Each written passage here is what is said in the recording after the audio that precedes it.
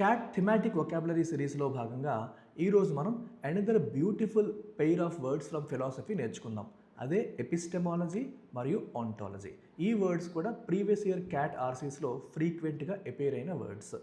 Ontology అంటే the study of the nature of reality, వెరాజ్ epistemology అంటే the study of how we know something is true.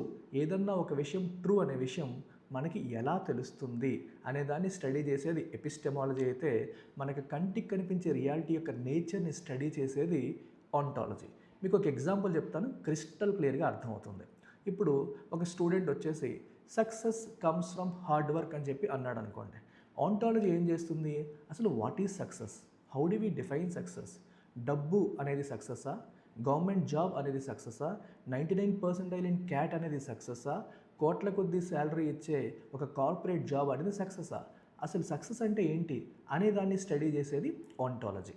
వేరేజ్ epistemology success comes from hard work అని మీరు అంటున్నారు కదా, how do we know that? దానికి ఏమైనా evidence ఉందా? పర్సనల్ ఎక్స్పీరియన్స్ ద్వారానా, సర్వే ద్వారా చెప్తున్నారా, ఏంటి, ఎందువల్ల మనం అలా చెప్తున్నాం అనే దాన్ని స్టడీ చేస్తుంది ఎపిస్టెమాలజీ.